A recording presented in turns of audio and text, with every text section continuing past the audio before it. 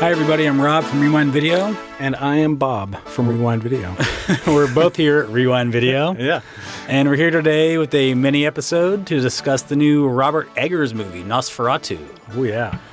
Before we get into it, Bob, I wanted to ask you what your opinion is of Eggers' three previous movies, The Witch, The Lighthouse, and The Northman. Glad you asked. I do not like any of them. Really? No. That actually kind of surprises me. Yeah, I know that as a fan of horror, I'm supposed to like The Witch, especially. I do not like The Witch. And I don't know, The Lighthouse really felt laborious to me. Yeah.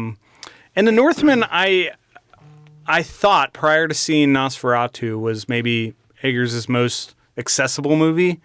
But even that, it just didn't do a lot for me. So, none of his movies had hit the 3-star threshold for me prior to this. Not even 3? Not even 3. Yeah. Wow. So you dislike his movies. Yeah. Okay.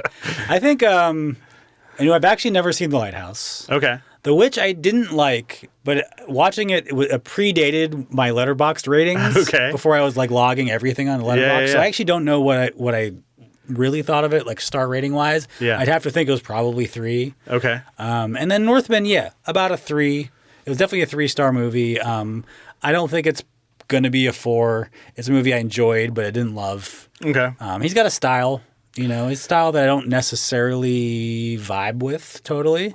Very technical filmmaker. And I've heard him compared... Detailed, so detailed. Meticulous. Yes. Yeah. I've heard him compared to like to Wes Anderson in the way that Wes Anderson is very just meticulous about the way he constructs his sets and directs his actors and frames a shot. And I don't know. I mean, obviously they make very different movies. I'm not a big Wes Anderson fan, and to this point, I have not enjoyed any of Robert Eggers' movies. Yeah, like I respect Eggers' his movies more than I enjoy them. Kind of like how I feel about Ari Aster, although I think I probably enjoy Eggers' movies more.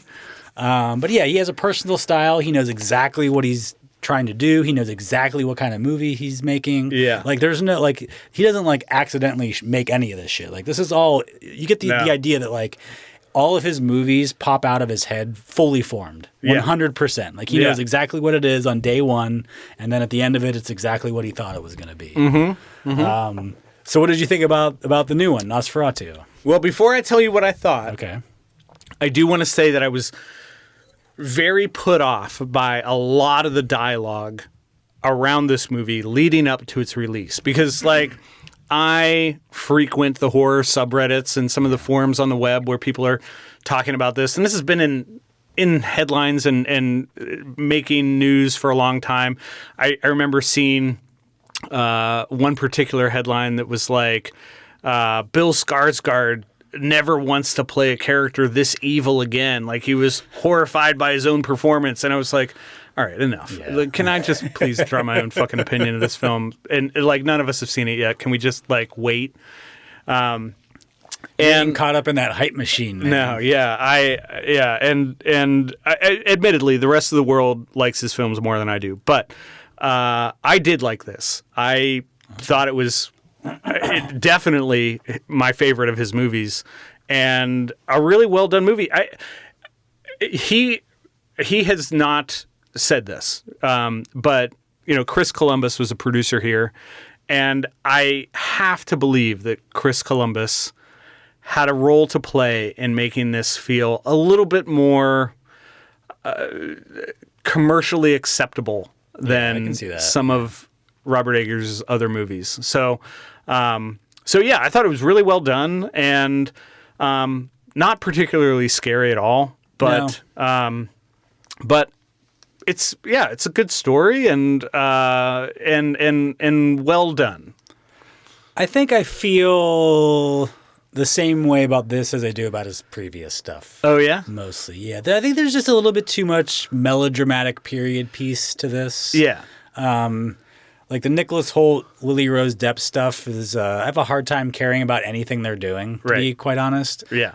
From it just comes it's like it's just fancy people in fancy clothes. Yeah. Constantly like coming down with the vapors, you know what I mean? It's just like a bunch of being so dramatic. The character I was most interested in was Willem Dafoe. Oh, he was great. He's great. He's funny. He's one of our true treasures. He has this amazing on-screen presence. Yes, he's funny.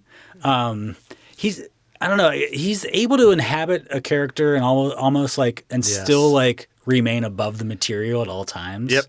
And I think in this movie that gives it like exactly the energy it needs. Yeah. And he just brings a levity to it that I don't know. I don't want to say it's like campy, but like he's just above it just enough that I don't know. It feels lighter on its feet. It feels more interesting, and I think that's the movie I wanted from this. To be honest, like I didn't want to follow the love story. No. Like I wanted to see like the medical investigation starring like Willem Dafoe as a crackpot scientist, and like all of a sudden he stumbles on a vampire. You know, I think that side of the story was so much more interesting. So I agree with you 100%. I think that one of the faults of this movie, and Robert Eggers, if he would hear this, would probably be leaping through his phone at us. But I think that he is too faithful to the source material. Yeah. And there's a more interesting story to tell. I mean, we've gotten this Nosferatu Dracula story before. Obviously, the 1922 film. And, Bram Stoker's Dracula deals in a similar story. I walked out of this thinking, I think I like vampire movies more than I like the Dracula Nosferatu story. Yeah. I just don't care about the love interest, the connection between Lily Rose Depp and Nosferatu or Nicholas Hoult. Like, all of that is... But at the same time, like, okay, yes, like we're saying like, yeah, if the focus had been shifted a little bit, maybe it would have been something that I would have enjoyed more, right? Yeah. But that is not the movie Robert Eggers wanted to make. No. This feels like exactly what he wanted to make. 100%. And I'm happy for him. I'm glad a lot of people are digging it. It's just not quite my flavor. I think that even with the movie that he wanted to make, I wished he would have made it a little bit differently. Like, there were parts of this that felt rushed that I wished had been drawn out a little bit more, such as like the time spent in the Carpathians. I loved the castle. I wish we had seen more of the castle that Orlok occupied before he made his journey. Even the time on the Demeter, all that stuff that concerned the travel would have been, I think, more fascinating to me. And then there's a scene where a character sees his family die, his two daughters and his wife, and it happens at night. And I think the next morning there's a funeral, which felt like very rushed to me. So I don't know. Not that I'm asking for a longer movie, but I wished it would have been paced a little bit differently. I guess it comes down to, do you recommend it? Do you give this movie a popcorn? I do give it a popcorn. I think it's worth seeing on the big screen. And in spite of the criticisms that I've leveled at it, I do think that there are three remarkable performances here. You already mentioned Willem Dafoe, who I think is great. Bill Skarsgård as Orlok is doing something very unique, and he's great at inhabiting evil characters, and I think he does a great job and the here. way his character is like slowly revealed as the movie goes on is like so intricately done. Oh, yeah. You don't even notice it's happening until it's happening. Yes. I also got to give a lot of credit to Lily Rose Depp, who, she's doing some very physical acting here, a performance very inspired by Possession, and it's amazing to watch. There's things that she's doing that feel gymnastic, and I found the moments on screen where she is kind of possessed by this connection she has with Orlok to be a lot of fun to watch. So for those reasons, and for a lot of what I mentioned about just this feeling more accessible, I would still say, yes, I recommend this. I would say go see it in theaters. That's the right place to watch it. What about you? I have to give it a popcorn. I didn't like it that much, but I think it's a beautiful movie. It's a singular work from an outstanding filmmaker.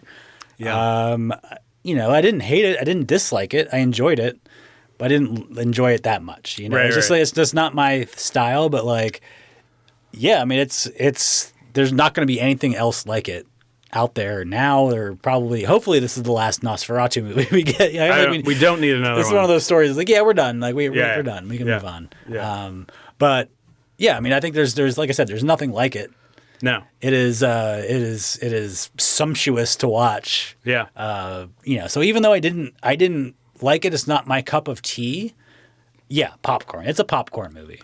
Yeah, I have to say, as I mentioned earlier, what it left me wanting was more vampire movies. It had me thinking about vampire movies that I've enjoyed far more than this. And I don't think I'll ever get tired of vampire movies. No, they're great. they're too good. They're great. But this story in particular, we're finished. But this kind of it gets to my philosophy of popcorn. I think this is a movie that, even though I didn't like it that much, I think it's a movie that you should go and get an opinion on. Yes, it's a movie that if you care about movies, you don't skip this one. Watch Certainly it. Not. You might not like it, but you should have an opinion on it. It provides a solid inky period at the end of a sentence full of just horror extravagance and triumph for 2024. We talked about this during the Rewindies, which great job. Yes. And great job. Thanks. Yeah, it was a great year for horror, and this was the last movie to be released in the year, and it was a great addition to the genre. So, yeah, I recommend it. I think that's a wrap on our thoughts about Nosferatu. So be sure to check out our regular episodes every other Thursday and follow us over at rewindvideopod.com. We will see you next time. Yes. And hail Satan. And hail Satan. Hail Satan.